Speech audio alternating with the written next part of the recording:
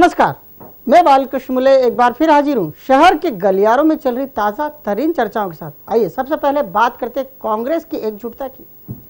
कांग्रेस को एकजुट करना किसी के बूते की बात नहीं। वरिष्ठ कांग्रेसी नेता महेश जोशी जिस काम को कई दशकों से राजनीति में रहते हुए नहीं कर पाए, वो काम उनके सुपुत्र पिंटू ने कर दिया। संघ प्रमुख का पुतला जलाने के बाद जोशी पुत्र ऐसे सुर्खी में आए कि पूरी कांग्रेस साथ साथ स्वर नहीं मिला रही, बल्कि एक जाजम पर आ बैठी है। संघ के एकत्रीकरण कार्यक्रम के बाद यकायक ही कांग्रेस भी एकजुट नजर आने लगी है। कांग्रेस का छोटे से छोटा नेता और प्रदेश का बड़े से बड़ा नेता एक स्वर से संघ के खिलाफ बयानबाजी पर उतर आया है।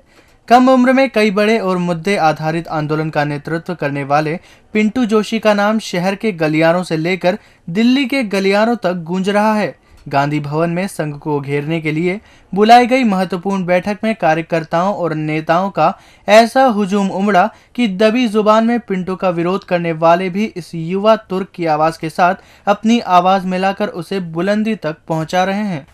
कांग्रेस पार्टी के गलियारों के साथ साथ शहर के गलियारों में भी इस बात की चर्चा चल पड़ी है कि जो काम बड़े बड़े पदों पर रहते हुए महेश जोशी नहीं कर पाए, वो काम उनके बेटे दीपक जोशी उर्फ पिंटू ने कर दिखाया। जिस समय पिंटू ने संघ प्रमुख मोहन भागवत के मुखौटे वाले पंचमुखी पुतले को फूका, जिसमें मुख्यमंत्री शिवराज सिंह चौहान, गृह मंत्री उमाशंकर गुप्ता, उद्योग मंत्री कैलाश विजयवर्गीय और प्रदेश बीजेपी अध्यक्ष नरेंद्र सिंह तोमर भी थे, उस समय उन्होंने भी नहीं सोचा था कि ये विरोध उनके राजनीतिक जीवन का टर्निंग पॉइंट होगा। पिंटू सामान्य विरोध प्रदर्शन समझ ही जंजीर वाला चौराहा आए और पंचमुखी पुतले को आंख के हवाले कर दिया। लेकिन संघ की नाराजी ने पिंटू को ऐसी ऊंचाइयां दी कि सिंगल कॉलम खबर कब पहले पेज से लेकर अंदर तक आधे आधे पेज घेर गई, किसी को पता ही नहीं चला। सबसे महत्वपूर्ण बात तो यह है कि ठंड में रजाई ओढ़कर सो रही कांग्रेस सड़क पर आ गई। सालों बाद गांधी भवन का सभा कक्ष खचाखच भर गया। क्या कांतिलाल भूरिया, क्या सज्जन सिंह वर्मा, क्या अश्विन जोशी और क्या तुलसी सिलावट अपनों को छोड़ सीधे संघ पर हमले करते देखे गए।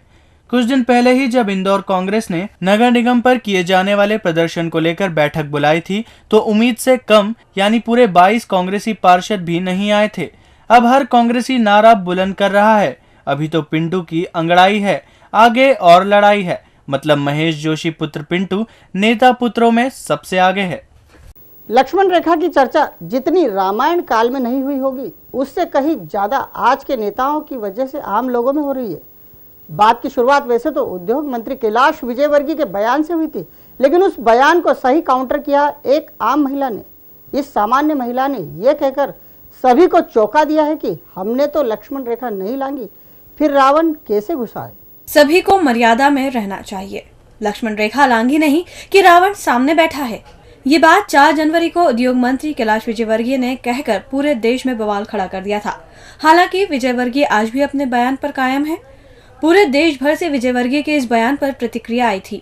कई महिला संगठनों ने विरोध जताया था, लेकिन कोई भी मंत्री जी की कही बात का सटीक जवाब नहीं दे पाया था। लेकिन रौनक विला से आया बयान मंत्री जी के बयान की काट माना जा रहा है। जैसे ही एक सामान्य महिला के मुंह से निकला बयान खबर नवीसों के कानों में पड़ा, तो 3-3 कॉलम की खबर बन गई। उस महिला का कहना है कि हम तो अपने घरों में थे, हम महिलाओं ने न तो मर्यादा तोड़ी, न ही लक्ष्मण रेखा लांघी, फिर रावण हमारे घर तक कैसे पहुंचे? आखिर क्यों हमारे दरवाजों पर लाठियां भांजी गई? अब जिधर देखो उधर ही लक्ष्मण रेखा की बात हो रही है। दरअसल इसके पीछे का लॉजिक भी गलियारों में चर्चा का विषय बना हुआ है। कहा जा रहा है कि जिस वक्त रामायण काल था, उस समय धरा पर इतनी जनसंख्या नहीं थी, और आज की जनसंख्या को जहन में रखें तो बात समझ में आती है कि ये सही तो है कि लक्ष्मण रेखा के चर्चे कम ही हुए होंगे, लेकिन आज करोड़ों लोग लक्ष्मण रेखा की ही चर्चा कर रहे हैं। कहते हैं घुटना हमेशा पेट की तरफ ही मुड़ता है। ये बात इन दिनों इंदौर पुलिस पर बखूबी फिट बैठती है। खाकी पर अभी भगवे रंग का साया है। ऐसे में वो स्वयं सेवकों के खिलाफ रिपोर्ट तो लिख रही है, लेकिन नाम के स्थान पर अज्ञात लिखना नहीं भूल रही है। जबकि 3 रंग के झंडे वाली पार्टी के कार्यकर्ताओं के खिलाफ रिपोर्ट भी नामजद हो रही है और गिरफ्तारी भी तत्काल। मतलब बताए काम में कोई लेट लतीफी नहीं कर रही है खाकी। पुलिस के काम को लेकर हमेशा से प्रश्न चिन्ह खड़े किए जाते हैं, लेकिन कम से कम अब ऐसा नहीं होना चाहिए। एक दशक पहले जो स्वर्णिम समय 3 रंगों से बने झंडे वाली कांग्रेस के कार्यकर्ताओं का था, अब वही समय भव्य झंडे के तले विरोध करने वाले स्वयंसेवकों का है। सब जानते हैं कि पुलिस पर एक तरफा कार्रवाई का आरोप लग रहा है। गलियारों में चर्चा हो रही है कि देखिए पुलिस का दोहरा चरित्र।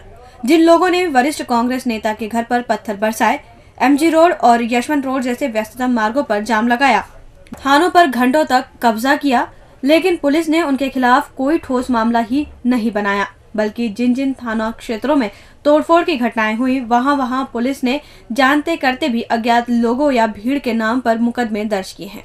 अब पुलिस जांच के नाम पर स्वयं सेवकों को रियायत दे रही है।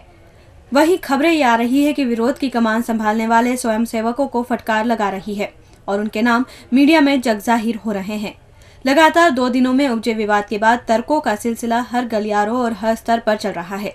इसमें एक विषय खाकी भी है, जिसकी कार्यशैली फिर चर्चा का विषय बनी हुई है। सब तो चर्चा कर रहे हैं और पुलिस जांच। अनुशासित माने जाने वाले आरएसएस से भिड़ने के लिए कांग्रेस भी अनुशासित होने जा रही है।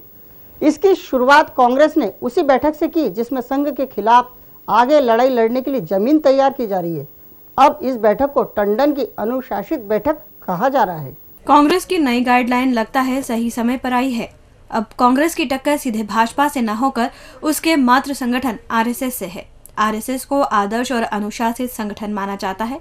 ऐसे में कांग्रेस को भी तैयारी उस स्तर पर करनी ही पड़ेगी जिससे कम से कम ये संदेशा तो चला जाए कि नहीं, कांग्रेस की कम से कम बैठकें तो अनुशासित हो चली है। कांग्रेस आरएसएस यानी संघ से मोहन भागवत जी का पुतला जलाकर भिड़ चुकी है। कांग्रेस ने उन पर वार किया है जिन्हें स्वयंसेवक परम पूजनीय मानते हैं। कहा जाता है स्वयंसेवक तो भागवत जी का नाम भी नहीं लेते। जरा सोचिए, इतना अनुशासन। अब ऐसे में कांग्रेस भी संघ की राह पर है। चारों ओर से पिटी कांग्रेस एकजुट हो गई है और अनुशासित भी नजर आ रही है। संघ के खिलाफ रणनीति बनाने के लिए रखी गई बैठक बेहद अनुशासित रही। इस बैठक में शहर कांग्रेस अध्यक्ष का ऐसा जलवा रहा कि उनकी कड़क आवाज से खौफ खाए नेता फरमान सुनकर ऐसे बिचके कि वो मंच की ओर आगे ही नहीं बढ़े। जो बढ़े उनके पैरों में भी टंडन के कहे ने रिवर्स गियर लगा दिया। कुल मिलाकर गांधी भवन में हुई बैठक में मध्य प्रदेश कांग्रेस अध्यक्ष कांतिलाल भूरिया, महिला कांग्रेस की प्रदेश अध्यक्ष अर्चना जायसवाल, सांसद सज्जन सिंह वर्मा के बैठने की व्यवस्था थी, जिसका पालन कराया गया। हालांकि अर्चना जायसवाल तो नई गाइडलाइन में खुद की स्थिति नहीं समझ पाई और नीचे ही दरी पर बैठ गई। प्रमोद टंडन के कार्यकाल की ये पहली बैठक थी जो अनुशासित कही जा रही है। संघ से 2-2 हाथ करने की मंशा हर नेता की जुबान पर है। अब इसी छटपटाहट का परिणाम है कि पता नहीं कब किससे लड़ने के लिए तैयार रहना पड़े, इसलिए कांग्रेस अनुशासित हो गई है। टंडन ने नई गाइडलाइन का ऐलान उस वक्त किया जब सभी को इसकी जरूरत महसूस हुई। अब इस गाइडलाइन की तारीफ हो रही है तो कांग्रेस नेताओं की कॉलर भी खड़ी नजर आ रही है और उसमें सबसे ज्यादा उनकी, जिन्हें शहर कांग्रेस अध्यक्ष प्रमोद टंडन कहा जाता है।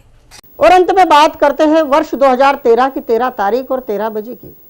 2013 का 13 जनवरी एक खास तारीख कहा जा रहा है। इस तारीख को लेकर सबसे ज्यादा हैरान और परेशान नगर भाजपा इकाई है। पूरी पार्टी तो अपनी जगह है, लेकिन बीजेपी में पद की चाह रखने वाले नेता नहीं समझ पा रहे कि आखिर 13 तारीख को ऐसा क्या करे कि प्रदेश अध्यक्ष ये कहने पर मजबूर हो जाए, वाह भाई वाह, क्या कर दिया आपने। बीजेपी के नवनियुक्त प्रदेश अध्यक्ष नरेंद्र सिंह तोमर 2012 के आगाज के साथ 13 जनवरी को 13 बजे इंदौर बीजेपी मुख्यालय पर आमद देंगे। बीजेपी और 13 के अंक में कुछ विशेषताएं हैं। 13 के अंक को शुभांक माना जाता है। यही कारण है कि इसी 13 जनवरी को प्रदेश बीजेपी अध्यक्ष नरेंद्र सिंह तोमर दोपहर में 13 बजे ही शहर की धरा पर कदम रखेंगे। इस दिन की तैयारियों को लेकर पूरी पार्टी के नेता हैरान परेशान हैं। हर नेता कुछ ऐसा करने का ठान बैठा है जिससे उसका भविष्य तय हो सके। इसी कड़ी में पहला नाम उनका है जिन्हें शंकर लालवानी कहा जाता है। लालवानी वही है जो पिछले माह उन्हीं तारीखों के आसपास यानी 10 दिसंबर से 15 दिसंबर तक प्रभात झा की पूंछ बने घूम रहे थे, लेकिन अब वो समय के साथ हैं।